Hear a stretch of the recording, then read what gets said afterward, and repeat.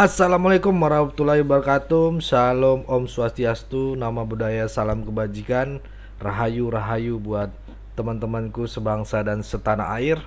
Ya, kembali lagi dengan saya di sini Leonardo Sirait di channel kesayangan kita ini, Sirait Media. Buat teman-teman yang baru nonton video ini atau kenal saya, lihat saya di YouTube, ya bantu klik tombol subscribe, share video ini. Oke teman-teman, nggak kalah seru lagi. Di video ini kita akan lihat demonstrasi penolakan revisi Undang-Undang RU Pilkada berhasil menjebol pagar gedung DPR ya, MPR dan DPR sih, di kompleks parlemen ya kan. Mereka berhasil ubrak-abrik gitu ya, yang tanaman rumputnya aja itu miliaran, itu pakai uang rakyat juga diinjak-injak, dibakar gitu ya teman-teman. Saya nonton di live Kompas TV ya kan. Waduh, di sana porak-poranda lah aksi penjebolan ini terjadi ketika situasi di luar gedung DPR mulai memanas gitu ya. Asik ini media juga membuat ini ya biar agak sensasinya gitu ya, clickbait gitu ya. Ya teman-teman, kita akan saksikan dulu apa aja yang terjadi di sana. Mari kita saksikan video berikut ini.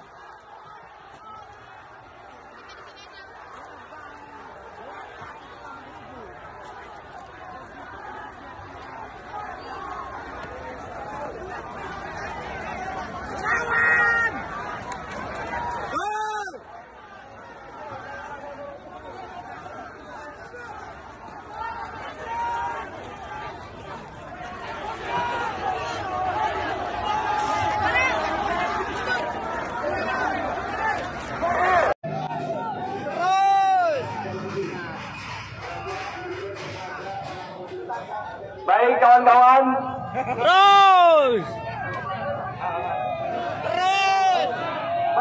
dengan menghancurkan pagar DPR RI akan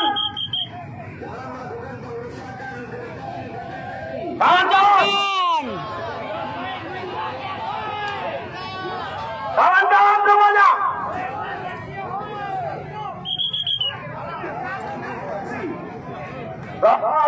Tenang, harap mundur. Kepada kawan-kawan yang ada di depan, satu komando di tangan saya, mobil komando.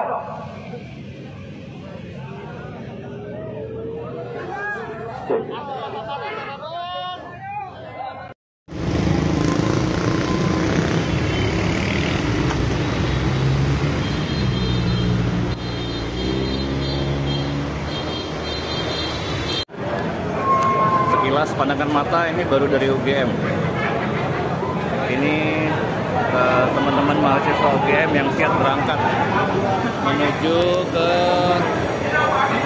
DPRD. Ya, ini bagi berapa sop sampai di depan sana masih banyak banget. Indonesia Raya, sikap kita terhadap bangsa Indonesia dan negeri Indonesia. Kami memberikan kesempatan, kami minta kepada seluruh organisasi yang terlibat. Kang Ebel, semangat demi demokrasi kita. Ya, kami minta kepada seluruh koordinator atau pimpinan organ yang terlibat pada hari ini berkumpul di sebelah kiri, ya. Nanti akan berkoordinasi dengan tim Bung Korlap kami, dan juga akan ada beberapa pesan dari Ketua Mahkamah Partai Bung Ridwan Hatam Aziz, yang mana beliau salah satu penanggung jawab aksi pada hari ini bersama dengan Bang Edo, Bang Buya, dan juga Bung Korda Supri, Bang Ferdi, Bang Erik.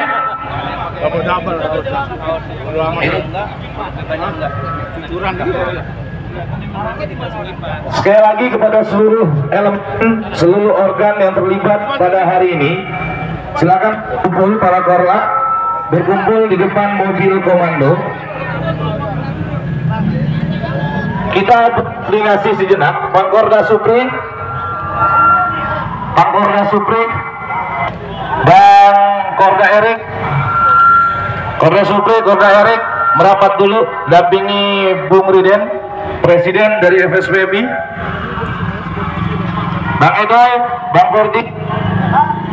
Nah itu tadi teman-teman videonya ya, ada pembakaran ban, ada juga ini apa, mahasiswa yang berkumpul ya kan, orasi dan sebagainya, dan saya lihat juga ada beberapa artis ya yang turun juga ke sana, komika ya gitu, juga turun ke sana untuk menyuarakan gitu ya, ibaratnya kalau dibilang menyuarakan gitu ya, menyuarakan suara rakyat gitu ya, yang sudah ternodai gitu, ibaratnya yang dibilang sudah ternodai gitu. Itu kocak sih, tapi ya itulah ini teman, itulah demokrasi ya, nggak masalah gitu, kita dukung gitu, nggak apa-apa gitu, lanjutkan aja gitu. Tapi teman-teman jangan merusak gitu ya, jangan bikin kekacauan gitu atau mengganggu gitu jalan raya gitu ya, merugikan orang lain gitu, itu jangan, karena kasihan juga gitu teman-teman ya. Sebentar.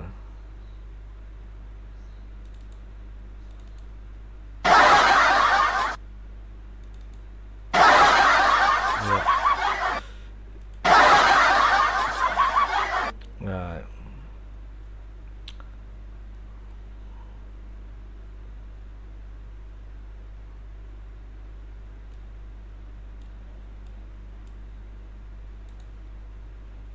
jangan merusak itu ya. Kita lihat lagi video berikut ini. Nah itu tadi teman-teman ya videonya, apa pandangan kalian ya. Intinya di sini boleh berdemo, bisa menyuarakan suara gitu kan, suara rakyat dan sebagainya gitu kan, tapi jangan anarkis saudara. Jangan itu tadi gerbangnya dijatuhin lah. Itu bukan berdemo namanya, kayak tawuran. Itu ya teman-teman, aduh, saya ngeliat itu kocak sih gitu ya. Apalagi aduh banyak lah, ada yang manjat-manjat pagar gitu kan. Terus apa, ada lagi yang kocak itu gerbang DPR itu digergaji lagi saudara. Habis itu ada yang bakar ban gitu ya, nggak apa-apa ya udahlah gitu, tapi jangan bikin kekacauan gitu ya. Ininya bisa memberikan masukan, orasi dan sebagainya, masalah gitu kan. Ininya kita lanjut ya teman-teman ya. Mungkin saya harus jawab ya dari sini ya, yang demo-demo ini ya. Sekarang ini kalian demo itu buat apa gitu loh. Ya, buat apa sih gitu ya? Apa kalian di demo itu dibayar? Terus dibayar sama siapa? Ya, saya bisa bilang begitu teman-teman. Sekarang begini ya, kalian ributkan itu yang kalian perkarakan itu apa sebenarnya? Jangan-jangan cuma ngikut-ngikut aja. Kayak itu tuh anak-anak SMK STM. Beberapa ada yang wawancara dikasih berapa? Dikasih 50.000 bang. Lumayan lah sisa 10.000. Kok gitu? Iya, ongkos aja udah 10.000 bang. Ditambah makan. Lumayan lah bang buat makan sekali. Ya jangan kayak gitu ya teman-teman ya. Kalau kalian dibayar tuh aduh udahlah gitu ya.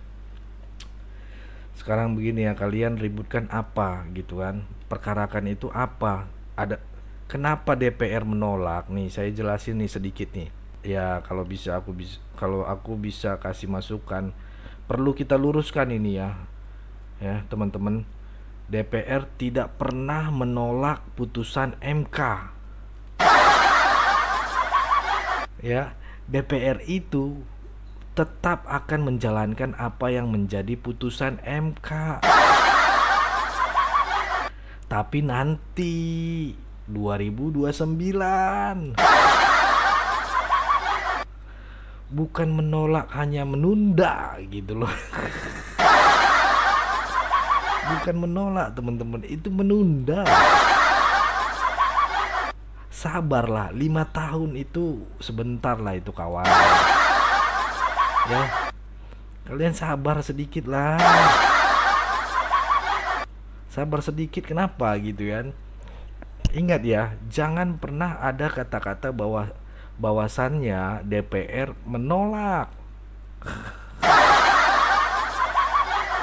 Hanya itu menunda gitu ya. Sekarang ini nih, ini banyak kali orang yang tidak mengerti dengan MK.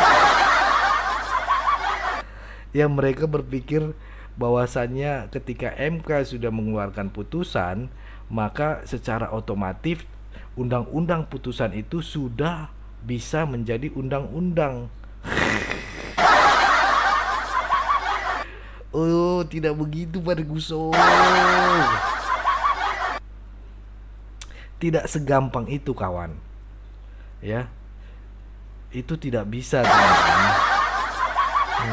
Nggak bisa seperti itu. Jadi begini ya, saya mau kasih tahu buat teman-teman yang belum paham nih, yang belum paham benar ya. Jadi begini, fungsi utama dari Mahkamah Konstitusi adalah menguji undang-undang. Apakah sudah sesuai dengan Undang-Undang Dasar 45? Jadi kalau misalnya MK ketika ada yang menggugat mereka gitu, mereka melakukan uji materi kawan-kawan. Dan ditemukan bahwasannya ada pasal-pasal yang tidak sesuai dengan Undang-Undang Dasar 1945. Yang tidak sesuai dengan konstitusi, maka mereka ya hakim yang ada di majelis gitu ya, Mahkamah Konstitusi itu mereka hanya berhak untuk merekomendasikan ya, dan memerintah DPR teman-teman untuk melakukan pergantian atau perubahan undang-undang. Itu dia teman-teman, cerdas kita dong, cerdas. Ayo dong kita belajar cerdas. Kalau nggak tahu nanya. Aduh kawan. Masa kalian di situ yang demo itu rata-rata mahasiswa kan? Cobalah searching dulu di Google. Aduh, bikin malu kalian kawan. Ya, jadi MK itu fungsinya hanya untuk menguji ya kawan. Setelah itu siapa yang berhak untuk merubah undang-undang ya? Nih saya kasih tahu ya, yang membuat undang-undang siapa gitu ya? Yaitu DPR kawan-kawan. Dan juga pemerintah. Jadi tidak bisa memaksa gitu ya. Jadi tidak bisa memaksa, sifatnya merekomendasikan dan memerintahkan gitu loh. Tapi ya semuanya itu akan berpulang kembali kepada DPR yang memiliki hak legislasi ya, sebagai pembuat undang-undang bersama dengan pemerintah. Gitu loh kawanku, kawan-kawan Cirait Media. Aduh. Nah, yang jadi masalah sekarang di DPR itu, kalian nggak bisa menghimpun kekuatan karena apa ya? Karena rata-rata DPR semuanya sudah masuk di Kim Koalisi Indonesia Maju gitu ya. Ya, DPR itu kan berasal dari partai gitu ya. Dan partai itu semuanya rata-rata sudah masuk ke Kim. Yang saat ini dibilang Kim Plus. Gitu loh teman-teman.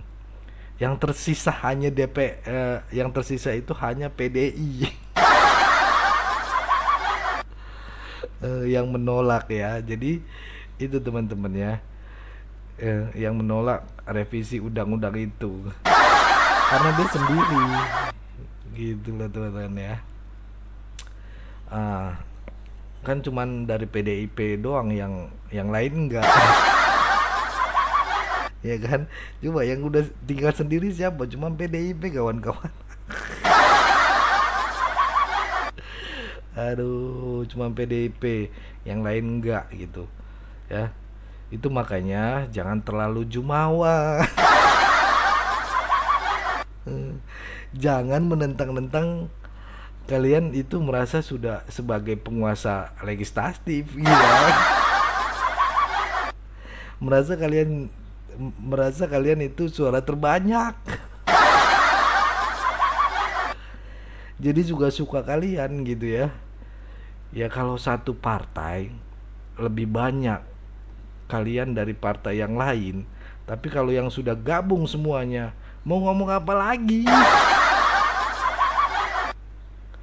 Ya, ketua DPR pun juga, ya kan, si Puan Maharani, mana berani dia ketok palu.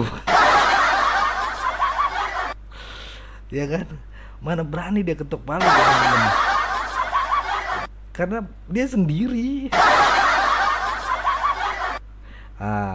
Sekarang kalau nggak salah dia itu lagi pergi ya tuh Mbak Puan.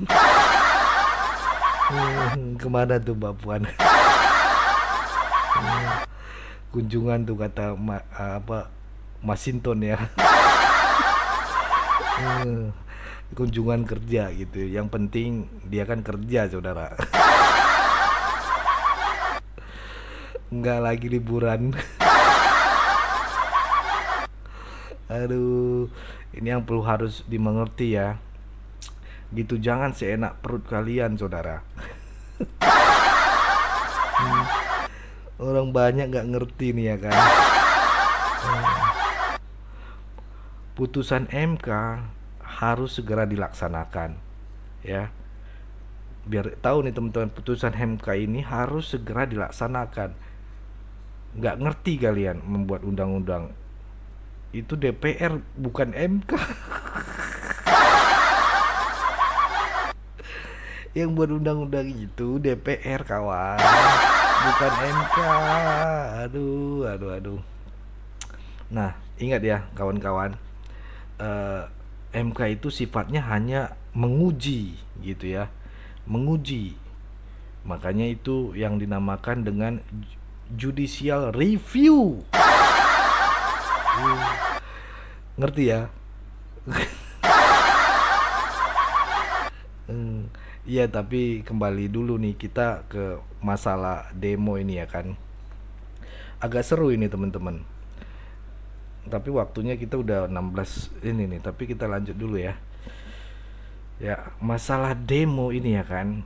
Agak seru nih teman-teman. Itu nampaknya memang demo sekarang kurang menggigit ya kan. Apa nggak ada koordinatornya gitu loh. Semuanya kan sudah masuk Kim. Aduh, udah di dalam Kim, ya kan? Semuanya koordinatornya itu orang-orang Kim. Makanya acak-acakan tuh demo. Aduh, nggak punya pengalaman sih gitu ya. Itu dia ya kawan-kawan. Jadi begitu juga pesanku sama Ahok. Sabar ya, sabar Pak Ahok. Sekarang begini ya, Pak Ahok pasti aku tahu ini Pak Ahok juga sakit hati. Hatimu pasti sakit banget dengan pernyataan dari si Pak Masinton ya, yang menyatakan bahwasannya kita akan mengusung Anies. Iya kan? Dan kita akan kawal Anies gitu. Katanya gitu. Ya akhirnya sedih lah ya. Jujur gue sih sebagai fansnya dia dulu, pemenangan dia juga di 2017, sedih lah ya.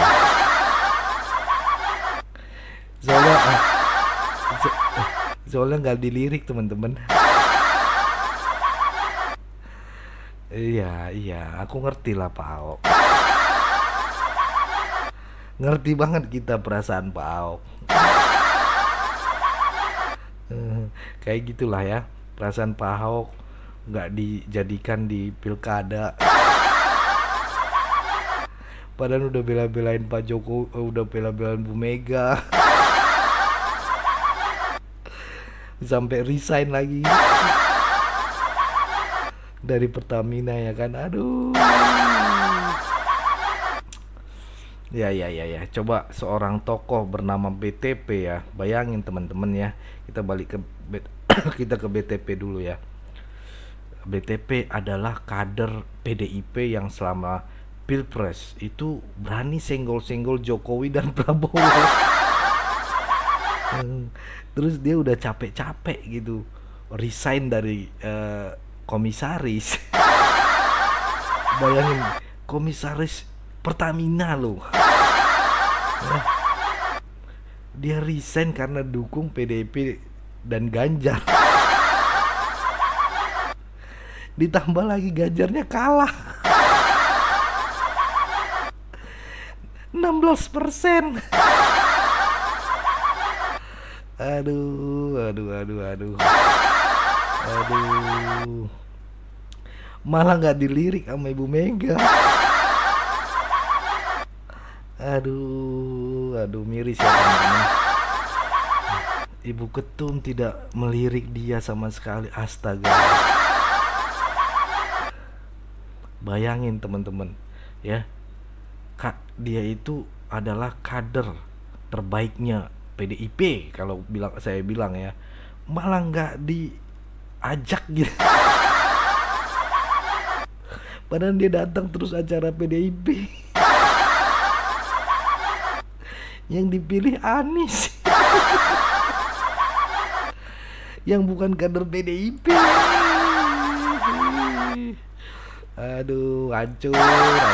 Gawat ini Pak, gawat ini kawan-kawan ya. Kalau duduk bareng Ibu Mega ya, kita kasih perumpamaan, ibaratnya nanti kan tanggal 27 Agustus akan dikasih ini kan, apa, dideklarasikan siapa yang akan diusung gitu kan. Nah terus datang tuh pas rapat, duduk bareng ya, ngumpul lah gitu ya, rapat besar lah ibaratnya. Untuk siapa yang mau diusung sama PDIP untuk jadi pilkada Jakarta ya, Ibu Mega bilang gitu ibaratnya ya. Ini kita berandai-andai ya. Di situ yang ada duduk tuh Ibu Mega, Ketum, terus bikinlah si Hasto ya, si Sekjen duduk di situ juga, terus Ardian Napitupulu lah bikin Jarot dan Ahok sama Anies. adalah Ahok di situ ya kan. Eh, tahu Ahok di situ. Oke. Eh, dia bilang gini, ini ya, Pak Basuki, maaf ya Pak Basuki tidak kita calonkan jadi ini. Kita yang mencalonkan Anies. Aduh, gimana perasaan Ahok, saudara? Ya kan? Gimana? Itu Basuki Cahayapurnama yang sudah punya pengalaman di DKI dan pernah jadi rival di tahun 2017 dengan Anies disandangkan gitu. Aduh. Terus dipilih jadi untuk masuk di gubernur melalui Banteng. Malah diusung sama partai yang dia bela-bela. Mending dia tadinya masuk Gerindra kalau saya bilang. Dulu kan dia jadi gubernur di DKI kan karena ditarik sama Pak Prabowo. Kalau nggak ditarik sama Pak Prabowo nggak jadi wakil gubernur. Astaga. Sedih ya teman-teman. Malah diusung sama partai yang dia lahir dari kader itu juga. Ahok kan sering ngomong tuh, kalau ngomong dia bilang kita kan disekolahin sama kader gini, sekolah kader ada begini. Ini disekolahin tapi untuk disimpan.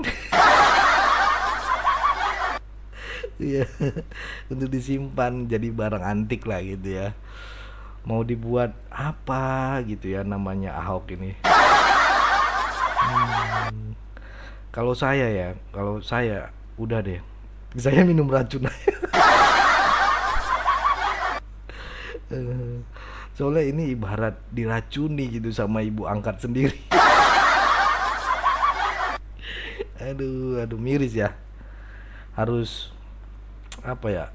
Harusnya digantikan lah dengan sosok yang kurang yang ini gitu. Jadi biar lebih jelas gitu. Jangan gara-gara elektabilitas Anies besar di Jakarta itu kan di dunia maya doang.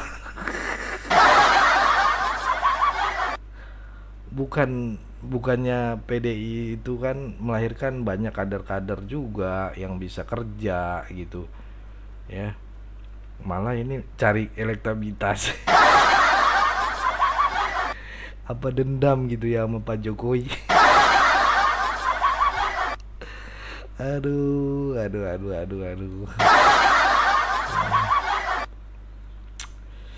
Bingung ya. Saya juga nggak tahu ini. Nanti teman-teman komen di bawah ya teman-teman ya. Ininya malah mengajukan sosok Anies yang lontang-lantung nggak punya partai. Itu kan PKS sama Nasdem kan kesel kenapa nggak dukung Anies teman-teman.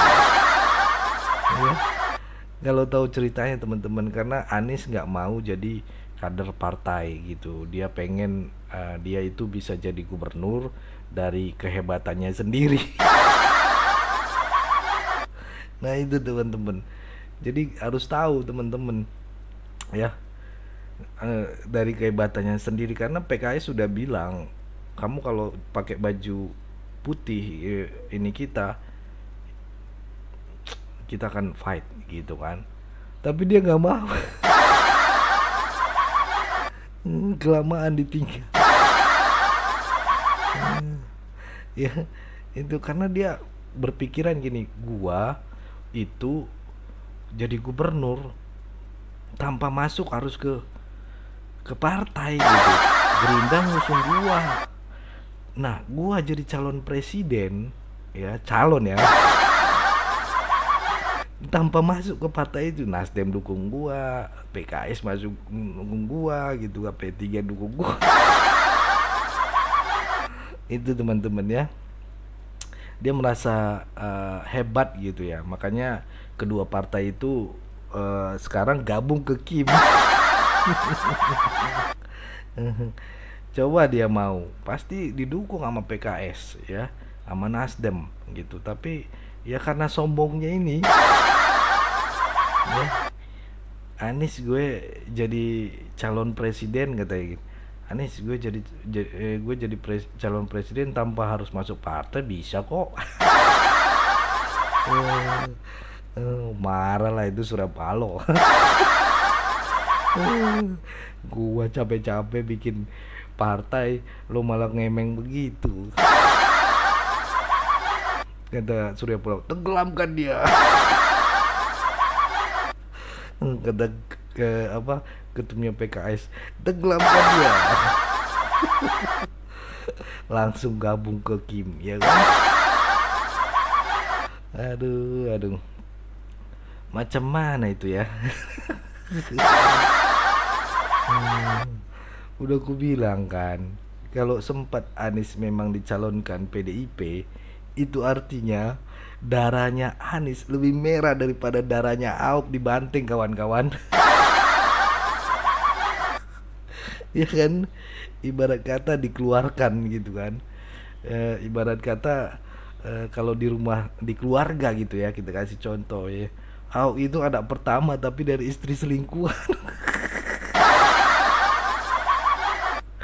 Aduh kawan-kawan, jujur ya kawan, kalau sempat PDIP mencalonkan sebagai calon gubernur, kalau sempat Anies dicalonkan sebagai calon gubernur di Jakarta, itu lambang banteng diganti aja lambang onta.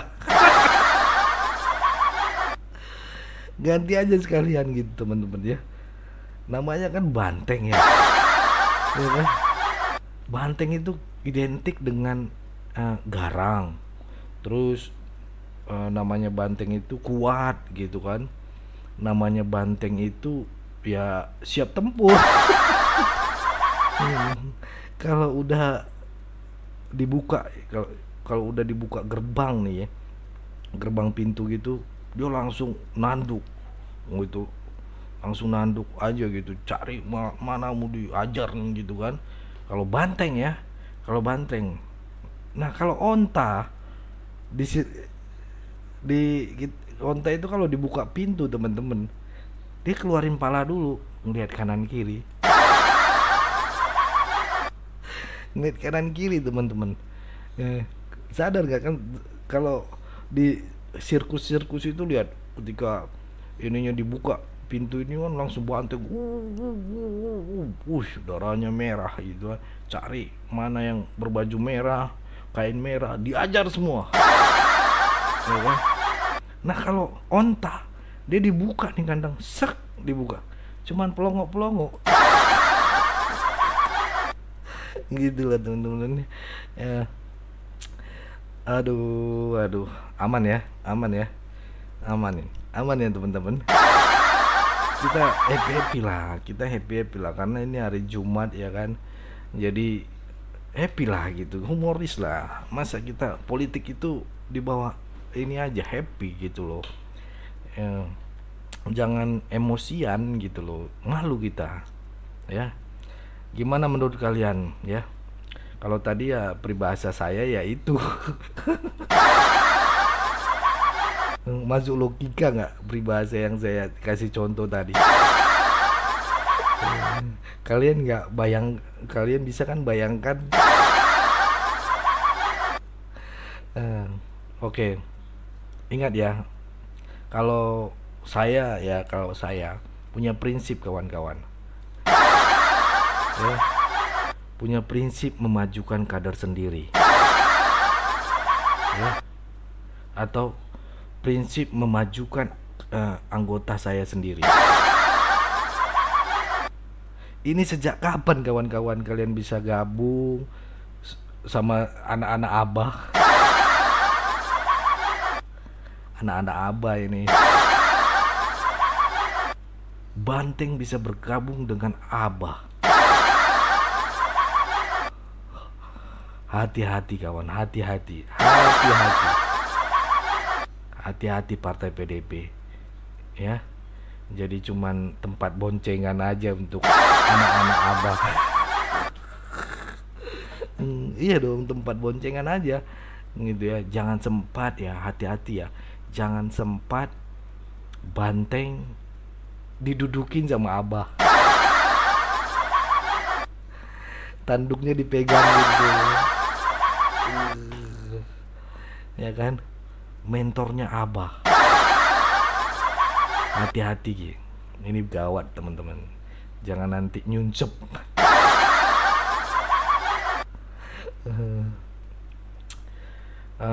Ya, apalagi nih teman-teman, ini waktunya udah 32 menit nih kawan-kawan.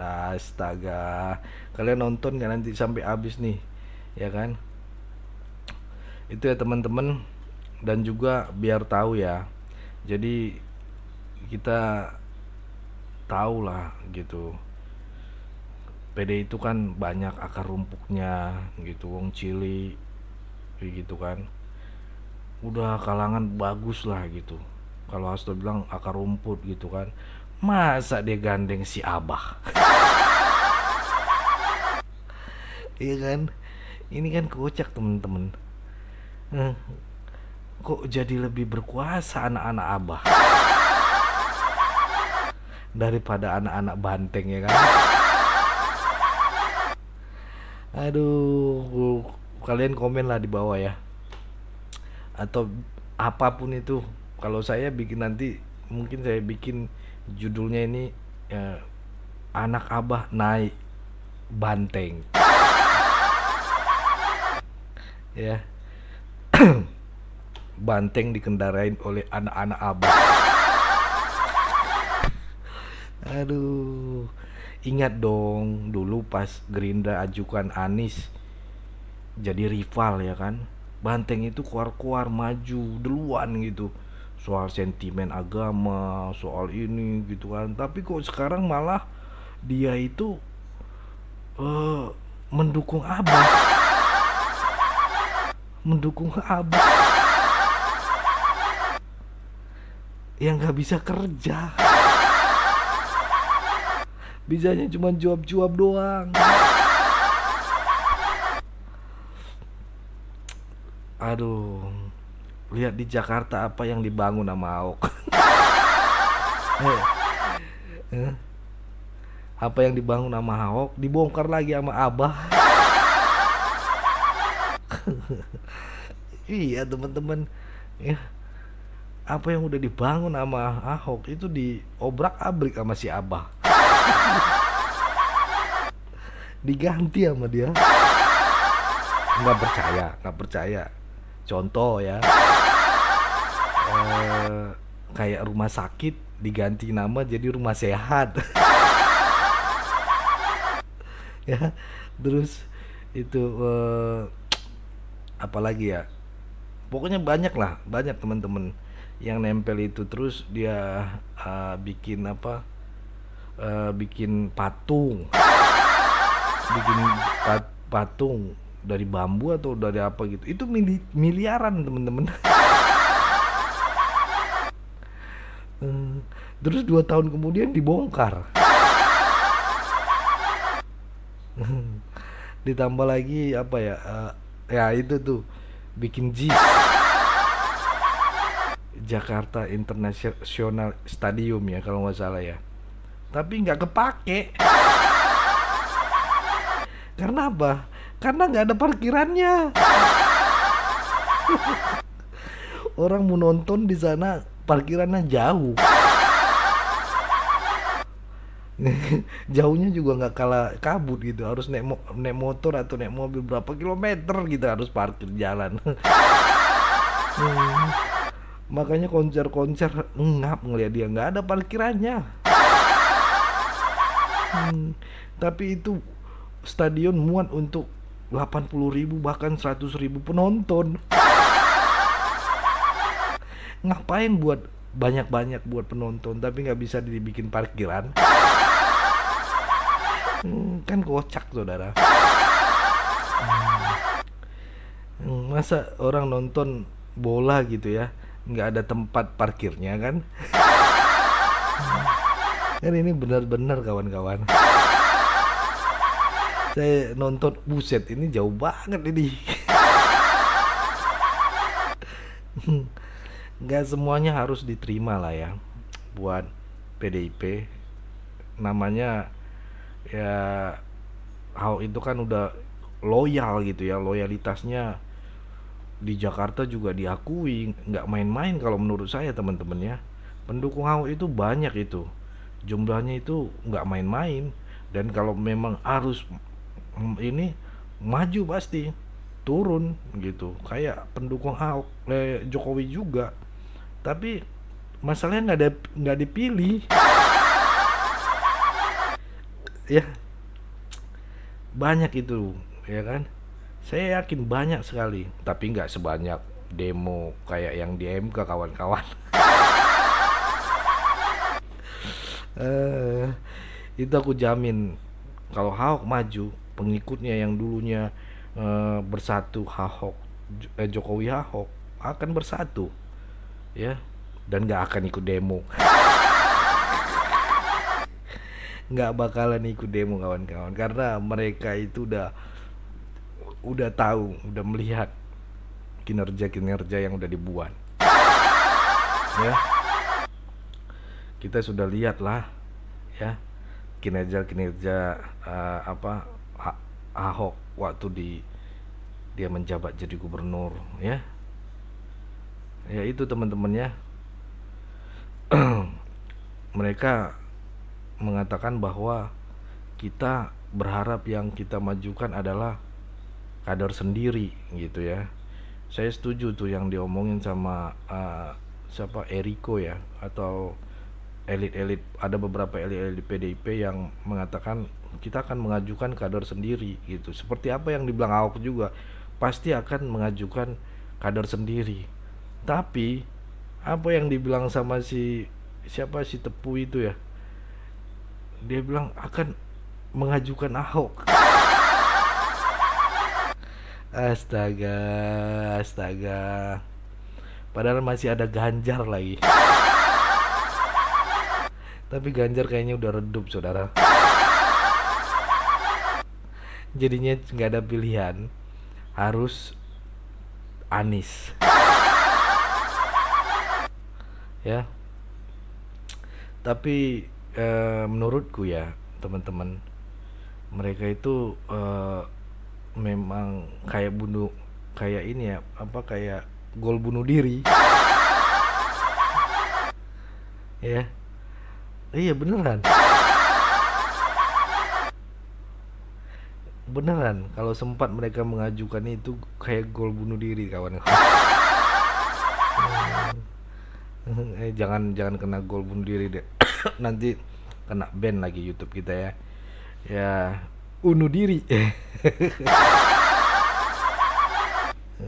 Rugi dong. Gitu ya teman-teman. Jadi nggak boleh kita seperti itu menurut saya ya. Kalau misalnya PDIP bukan ngajarin ya, saya bukan ngajarin teman-teman, cuman kasih masukan nih. Ya serius, cuman ngasih masukan teman-teman ya, cuman mau ingatkan saja, kembalilah gitulah, lihat prinsip-prinsip PDIP yang semula gitu ya, yang dia bilang banteng, jangan bantengnya diikat. Pusing kita memikirkan negara ini. Dan pusing kita memikirkan partai ini. Makin banyak aja blundernya. Ya. Jadi gimana untuk rencana tanggal 27 Agustus katanya kan? Tolonglah dipikirkan dulu buat pimpinan-pimpinan ya. Kalau perlu teman-teman nih share video ini ya, bantu bagikan ke grup-grup WhatsApp, ke grup-grup Facebook, ke grup mana aja. Kalau perlu ke grup banteng sekalian. Biar dilihat sama petinggi-petinggi partai banteng. Jadi mereka bisa menjadi masukan buat mereka ya gitu ya. Jadi saya bisa jadi konsultan suara rakyat gitu. Oh, suara partai ya. Dan saya tidak akan minta bayaran, asal jangan si Abah yang diajukan. Aduh. Nah, rencana tanggal 27 ini kan segera didaftarkan, dan juga kabarnya kalau tidak salah ya hari ini ya akan diumumkan ya. Kita akan lihat ke depannya Megawati akan mencalonkan Anies atau Ahok. Kalau mencalonkan Anies, ya ini menjadi kabar buruk, saudara. Kabar buruk untuk pengikutnya Ahok dan juga untuk beberapa elit yang ada di PDIP. Kalau memang yang diusung Ahok, ya say goodbye anak Abah. Nggak bisa naikin banteng. Abah tidak bisa menaiki banteng.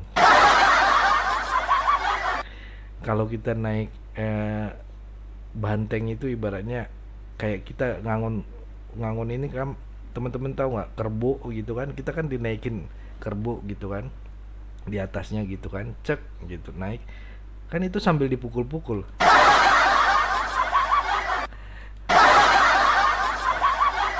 Kadang-kadang mukulnya pakai besi gitu, tajam lagi di dalamnya, cetek.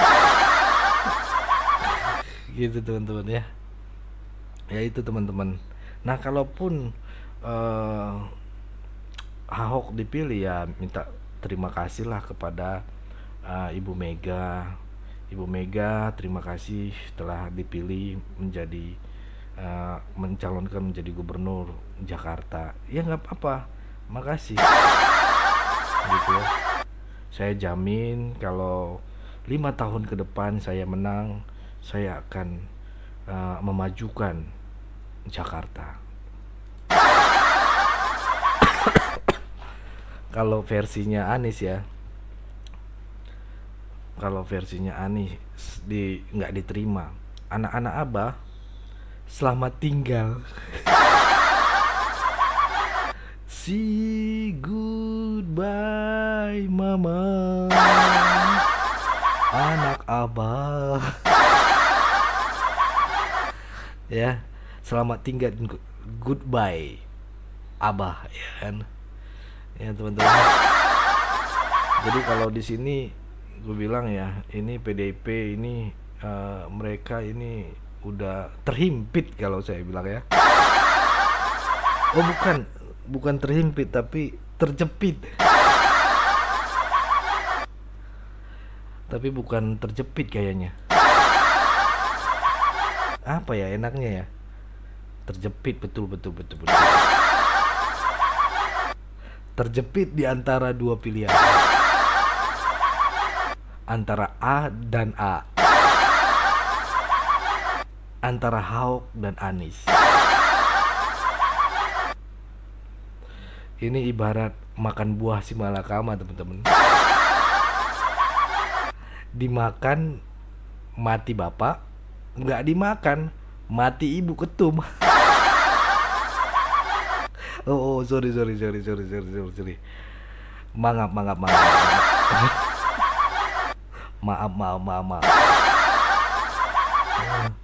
Kok malah mangap sih? Maaf bosku. Ya, bukan itu ketum gitu ya. Dimakan mati bapak, nggak dimakan. Ini kepencet ini. Ya, saya ulang, dimakan mati bapak, nggak dimakan mati ibu. Gitu aja kawan-kawan. Aduh, jadi serba salah ya teman-teman.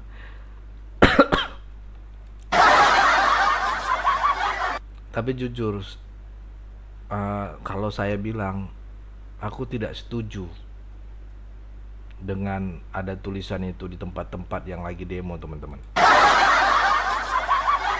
mengatakan bahwasannya negara ini bukan milik keluarga Jokowi.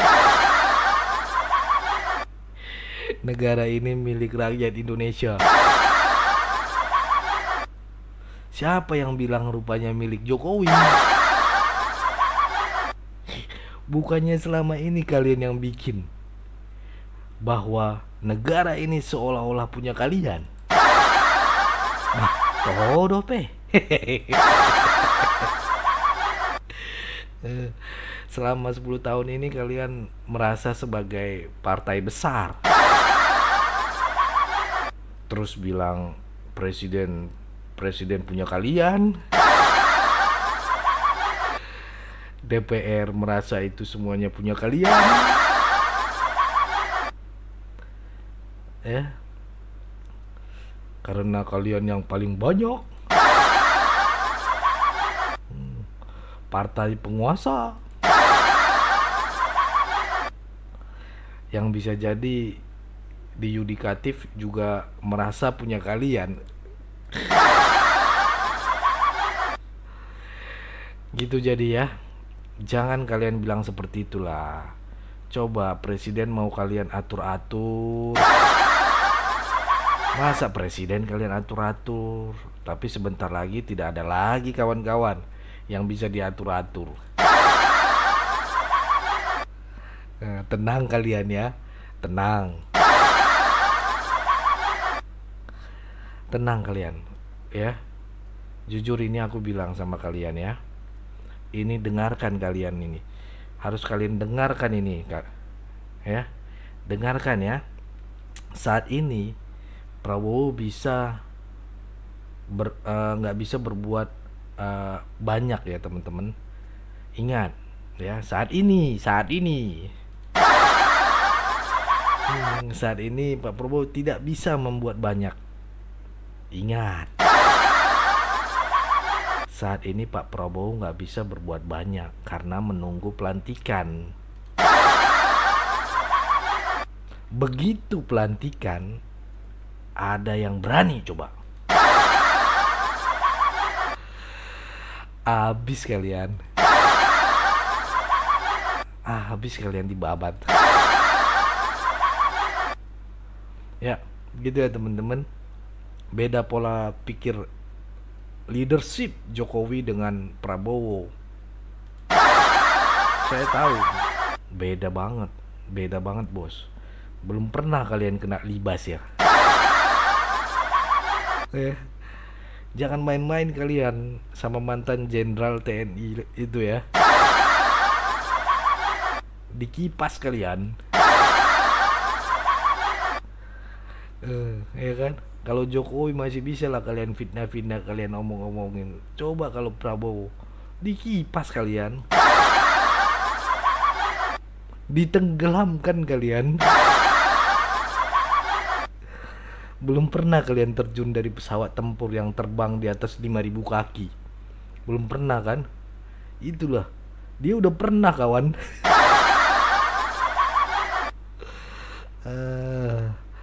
Ya aduh. Udah pernah kalian ya. Nih saya bilang, udah pernah kalian naik gunung tertinggi di luar negeri sana. Gunung apa itu nama? Gunung Everest.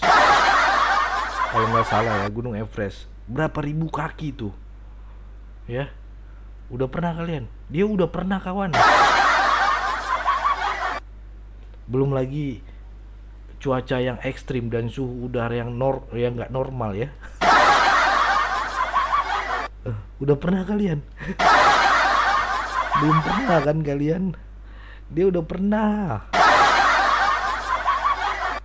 Dia udah ngawal di situ. Nah, udah kibarkan bendera merah putih di sana. Di Gunung Everest itu. Jadi kalian cuma bisa naik pagar-pagar demo kayak gitu, ngancur-ngancurin. Kalian cuma bisa naikin pagarnya DPR doang. Jadi jangan main-main sama itu ya, kesatria itu. Prajurit kesatria bos ya. Habis kalian dibabat. Ya, itu kawan ya. Ini kolaborasi ini antara Prabowo dengan Jokowi. Jadi bisa dikatakan Jokowi itu, saya yakin setelah dia tidak menjabat jadi presiden, kalian harus ingat nih teman-teman, dia pasti punya posisi yang layak dibuat oleh Pak Prabowo. Ya, yang penting tidak tapi bisa jadi tidak di dalam kabinet dan ataupun apa, tapi yang jelas di luar pemerintahan ataupun mungkin di dalam pemerintahan ya, atau mungkin di dalam pemerintahan juga bisa dibuat Pak Prabowo. Yang penting dia itu dapat posisi sehingga Indonesia ini akan menjadi Indonesia yang menuju kepada pintu keemasan. Wede, keren kan gitu. Karena kemarin yang sempat saya dapat bahwa Prabowo juga menawarkan dia, Pak Jokowi, untuk jadi ketum di Gerindra karena pengen tetap mengabdi. Kalau Bapak mau mengabdi ya bina nih Gerindra gitu. Itu teman-teman ya. Ya, kenapa Bang Leo bilang begitu?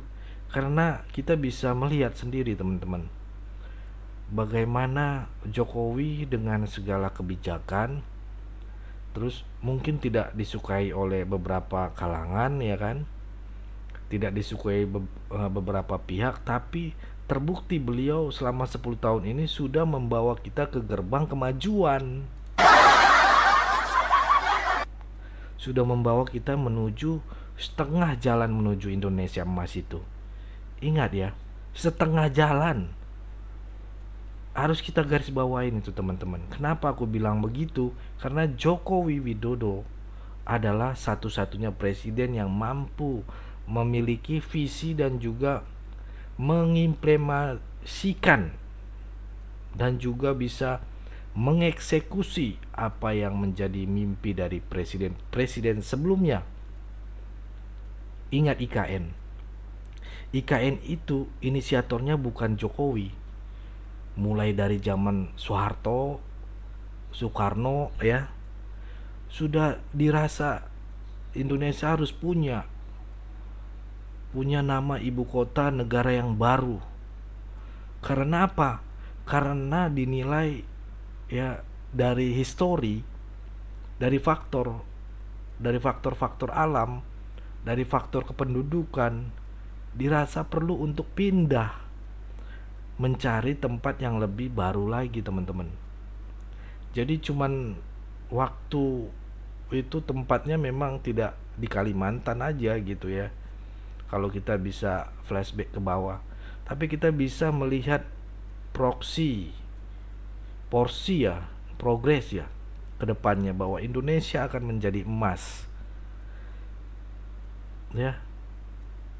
Itu bisa dikatakan menjadi sebuah landasan pemerintahan Bapak Prabowo ya. Kenapa abang bilang gitu, Bang Leo bilang menjadi landasan? Karena kalau misalnya Bapak Prabowo itu lari jalur ya, tidak sesuai dengan apa yang dilakukannya, tidak seirama dengan apa yang dilakukan selama 10 tahun yang sudah dibangun oleh Bapak Jokowi, menjadi Indonesia emas ya, itu akan menjadi sebuah kekacauan teman-teman, dan menjadi sebuah bencana bagi bangsa ini. Nah, caranya bagaimana? Caranya memastikan supaya pemerintahan Pak Prabowo ini menjadi penerus dari pemerintahan sebelumnya, menjadi penerus dari setiap apa yang sudah dikerjakan Bapak Jokowi ya. Nah, salah satunya Jokowi harus masuk juga di dalam pemerintahan dengan porsi yang berbeda. Itu teman-teman, perhatikan kalian lah ya. Ingat ya, Indonesia ini masih butuh Joko Widodo. Masih butuh teman-teman.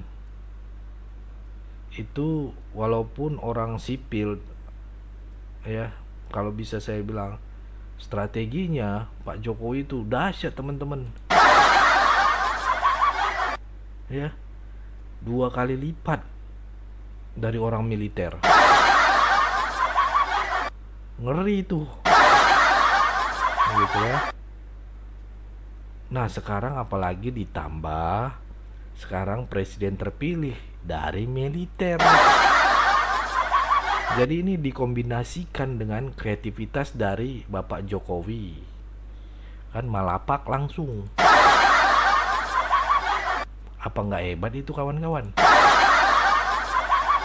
Akan hebat ini nanti bangsa ini. Punya anak bangsa yang bersatu dan semakin kokoh Indonesia ini. Apalagi dulu tagline-nya Pak Prabowo, Indonesia macan Asia. Ini pandanganku ya kawan-kawan. Ya, entah apapun namanya ya. Entah Dewan Kehormatan pun nanti dia jadi, nggak masalah. Penasehat pun Pak Jokowi nggak masalah.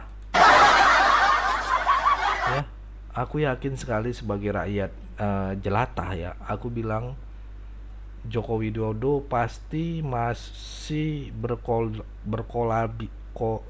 susah banget sih. Berkolaborasi, tapi mungkin dengan cara yang berbeda. Itu yang pertama ya.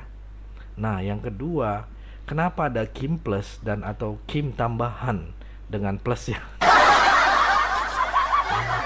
Itu artinya kalau menurut saya Bapak Prabowo beserta dengan Bapak Jokowi itu menginginkan ada kolaborasi dari semua anak bangsa. Supaya apa? Supaya kita semua itu bisa bergotong royong agar lebih cepat lagi progresnya di dalam pencapaian Indonesia emas. Gitu kawan-kawanku. Gitu loh kawan. Anak Medan ya kau. Makanya saat ini kalau aku prediksi ya kawan-kawan, kenapa mereka itu melakukan segala macam cara yang demo-demo itu. Kalau aku prediksi ya kawan, kenapa mereka itu yang melakukan segala macam cara itu, ya tanda kutip yang positif lah ya, melakukan berbagai macam cara supaya tidak ada lagi yang menghalang-halangi jalan pemerintahan, karena mereka tidak akan mau diganggu dengan hama-hama kecil yang menghambat proses pembangunan berkelanjutan. Gitu teman-temanku, gitu loh kawan-kawan. Mereka nggak mau ada perusak ini. Mereka nggak mau ada parasit. Mereka nggak mau ada yang menggagalkan rencana untuk Indonesia mendapatkan kesempatan menjadi negara adidaya di tahun 2045 nanti. Gitu loh temen. Makanya jadi ketika ada pihak-pihak yang nggak bisa diajak kerjasama, dibabat. Nah kalau bisa teman-teman usul aja ya. Pandanganku itu Anies kalau bisa memang diusahakan supaya jangan naik lah. Karena apa ya? Sampai dia jadi gubernur 2045 itu terhambat teman-teman. Ayo kita sempurnakan IKN itu. Kita masih membutuhkan Jakarta sebagai pusat negara teman-teman. Pusat pemerintahan, pusat bisnis, kan begitu. Nah, jangan gara-gara satu orang ini rusak semua rencana. Ya. Tadi aku udah jelaskan di atas ya, gimana kinerja Anies di Jakarta. Ditambah lagi kalian masih ingat nggak waktu turunnya Menteri PUPR ya, untuk melakukan normalisasi. Ini Abah ini melawan dengan cara apa? Jangan normalisasi, kita lakukan saja naturalisasi. Anak Abah ini kan juga suka kali mengeluarkan istilah yang aneh-aneh kawan. Udah kita ini mau menormalisasikan, bukan mau menaturalisasi pemain sepak bola. Kita pikirkan lah dulu ya kawan-kawan ya, tolonglah ya, janganlah sampai dia. Kasihan anak cucu kita nanti. Begini, udah panjang nih ngomongan kita ini ya. Jangan sampai si Abah ini naik lah ya. Ya ada teman-teman. Ini udah jam 1 jam lagi ya. Nanti kalian nggak nonton lagi sampai habis. Tapi yang jelas buat saudara-saudaraku yang demo ya, demo nggak apa-apa gitu ya. Lanjutkan. Itulah demokrasi. Tapi ingat, jangan merusak gedung DPR. Nanti diganti itu miliaran duitnya. Ya pakai uang rakyat juga. Sayang uangnya. Itu uang kalian juga kawan. Tapi sampaikan dengan bermusyawarah atau diskusi, jangan merusak. Ingat yang kemarin tirai DPR aja miliaran. Belum lagi taman-taman di sana itu miliaran itu. Kalau diinjak-injak sama dibakar, aduh berapa miliar itu. Sangat disayangkan. Apalagi tuh rumput dari luar negeri lagi dibelinya. Luar negeri apa rumput tetangga? Yang cuma 2 bulan langsung diganti. Ya udah, itu aja teman-teman. Jangan lupa share video ini dan subscribe channel ini, channel Sirait Media. Saya Leonardo Sirait, mohon undur diri.